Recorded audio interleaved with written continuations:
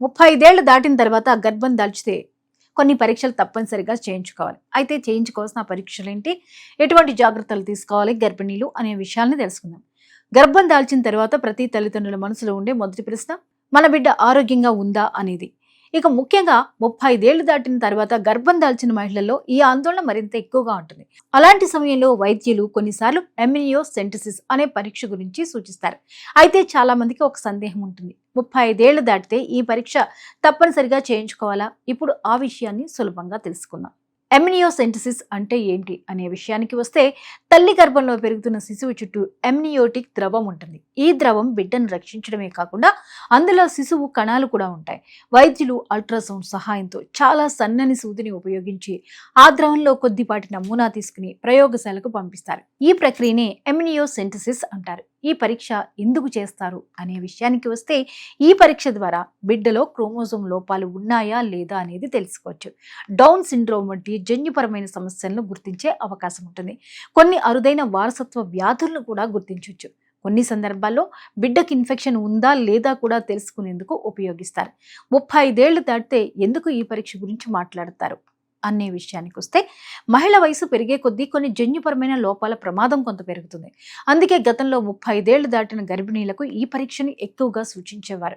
కానీ ఇప్పుడు ఆ పరిస్థితి మారింది. ఇప్పుడు వైద్యులు ఏమంటున్నారంటే, ప్రస్తుతం 35 ఏళ్లు దాటిందనే ఒక్క కారణంతో ఎంబ్రియోసెంటసిస్ చేయించాల్సిన అవసరం లేదు.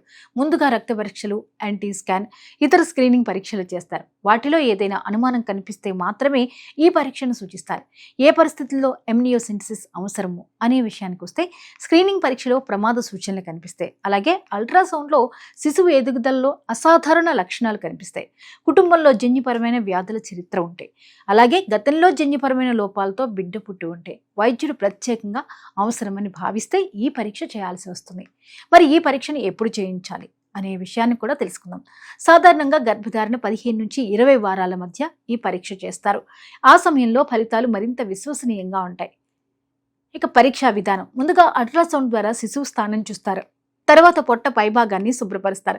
చాలా సన్నని దూదితో ఎంనియోటిక్ ద్రవాన్ని కొద్దిగా తీసుకుంటారు. మొత్తం ప్రక్రియ సాధారణంగా 10 నుంచి 20 నిమిషాల్లో పూర్తవుతుంది.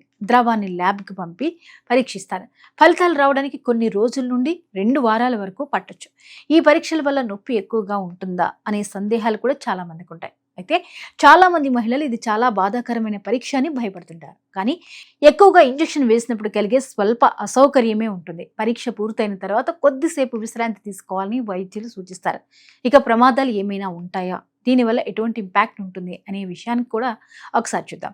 ఈ పరీక్ష సాధారణంగా సురక్షితమైనదే. అయితే ఇది ఒక ఇన్వేసివ్ పరీక్ష కాబట్టి చాలా అరుదుగా చేస్తారు. గర్భస్రావం జరిగే అవకాశం, ఇన్ఫెక్షన్ వచ్చే ప్రమాదం, ఎంనియోటిక్ ద్రవం కొద్దిగా లీక్ కావడం, స్వల్ప రక్తస్రావం లేదా పొట్ట నొప్పి వంటి సమస్యలు రావచ్చు. అందుకే ఈ పరీక్షను అవసరమైనప్పుడు మాత్రమే వైద్యులు సూచిస్తారు. ఈ పరీక్ష చేయించుకున్న తర్వాత ఏం చేయాలి? 1 లేదా 2 రోజులు ఎక్కువగా విశ్రాంతి తీసుకుంటే సరిపోతుంది. అలాగే బరువైన పనులు చేయకూడదు. తీవ్రమైన నొప్పి, జ్వరం, నీరు కారడం లేదా రక్తస్రావం ఉంటే వెంటనే వైద్యుని సంప్రదించాలి. ఇక చివరిగా చెప్పుకోవాల్సింది ఏంటంటే, 35 ఏళ్లు దాటిందని భయపడాల్సిన అవసరం లేదు. ఆధునిక వైద్యంలో ఇప్పుడు అనేక స్క్రీనింగ్ పరీక్షలు అందుబాటులో ఉన్నాయి. వాటి ఫలితాలను బట్టి మాత్రమే ఎంబ్రియోసెంటసిస్ అవసరమా కాదా అని వైద్యులు నిర్ణయిస్తారు. కాబట్టి సోషల్ మీడియాలో వచ్చే సమాచారాన్ని నమ్మి స్వయంగా నిర్ణయాలు తీసుకోవద్దు. మీ గైనకాలజిస్టు సూచనల ప్రకారం పరీక్షలు చేయించుకుంటే తల్లి, బిడ్డ ఇద్దరి ఆరోగ్యాన్ని మరింత సురక్షితంగా కాపాడుకోవచ్చు.